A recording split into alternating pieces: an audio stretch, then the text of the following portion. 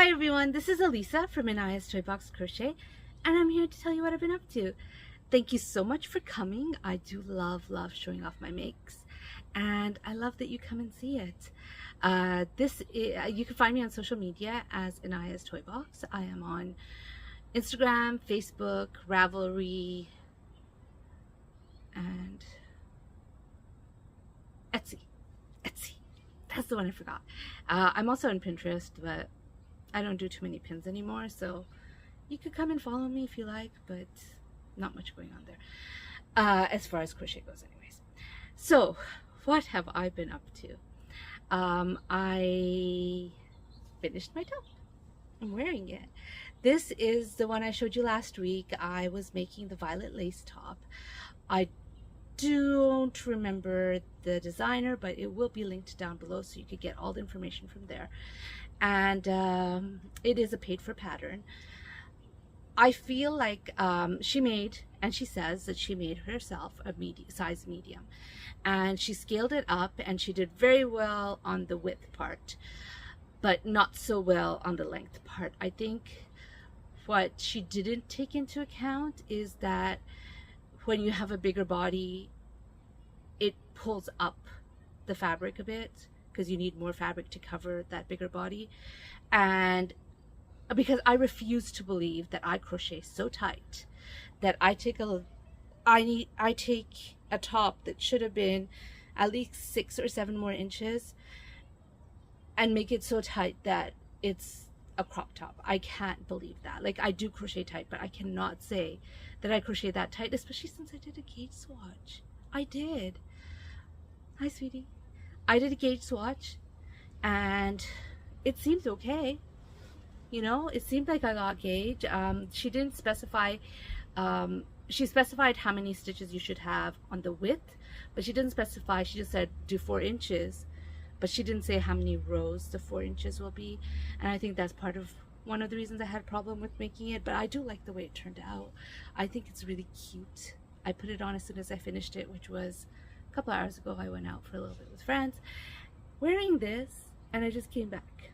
Anyways, this is my first defo. Now, I've been working on this almost exclusively for a long time. I started working on this a month and a half ago, and during the time I made this, I probably finished like 3, maybe 4, or worked on 3, maybe 4 other projects. So I've been working on this for a long time. This is I've used the Hobbii yarn twister, the Twister Solids, to make this, which is, I don't have the ball band in front of me, but I think it's like 45, 55 cotton acrylic, more cotton than acrylic. I do like the way it turned out. I do. Since coming to Montreal, this is all I worked on. I did stop working on it when I finished it. And I say finished it because according to the pattern, all I had to do was a few more rows of single crochets and it would have been done. But I didn't want that. I did not want to have a crop top. So I had to figure out what I wanted to do to the bottom. So I'm just going to stand up so you can see the bottom a little bit. This is what the bottom looks like. I needed to figure out what I was going to do. And so I took a break, and what I did during the break was finish the shawl. Let me show you this side. So this is using Loops and Threads Facets yarn.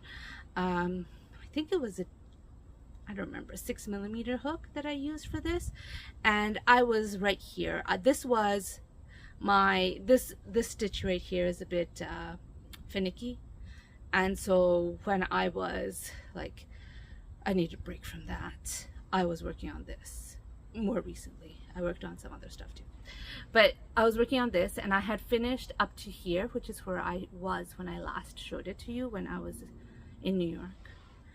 And I finished it. I used up whatever skein I had and another one to finish it. And I gotta say, while I do like the shawl, I like this part the best. And I'm starting to realize for variegated yarn, I think I need to make like rectangular shawls, just because the rectangular shawls the color change stays the same throughout the shawls. You won't have thick squares getting thinner, thinner, thinner until like I don't even reach an entire row with one color before the color change. With this triangle shawl, this is work bottom up, by the way. This is the Halo Star shawl by Annie Designs or Carmen Heffernan. I will link it down below. So if I had done a rectangular, I would have had even stripes. And I'm starting to feel like for variegated yarns, I need to have a rectangular shawl, because towards the end over here, I did not go an entire row before the color changed, which is, you know, it's fine. This is like what I was expecting when I was making it, when I took out this yarn. But I think I would have preferred it and liked it more if it had equal, like the color changes, the boxes or whatever, the stripes were equal. But anyways, that is what I finished making. I did start something else, because when I was still thinking about how I'm going to do this, and before I decided on the halo, I was considering just doing double crochet on the bottom and doing all the way double crochet until it reached the length that I wanted. At the end, of course, I decided to use this stitch, which is from the Halo shawl. I needed to also figure out, once I decided this, I needed to figure out how to do it, because I needed to do a little bit of increases towards the bottom.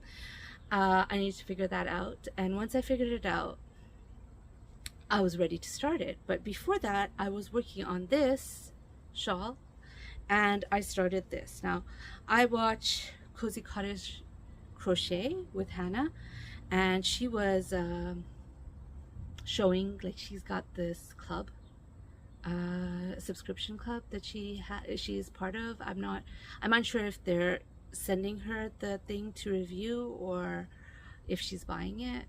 I know she got at least one box that they sent her, but I loved the makeup bag in it. So, I loved both of the bags. Like, I'm not too into the, no, I'm not gonna say I'm not into it. Obviously, I'm into it. Those cell phone bags, I've made a few of those, so I'm into it. It's just I've made it already. But the square makeup bag, the rectangular makeup bag, and the granny square bag, I think I want to try making both of them. I can't find the patterns for them. I have looked it up. Like, they have a listing for the exact pattern that she used, she's using in that she has in the book from her.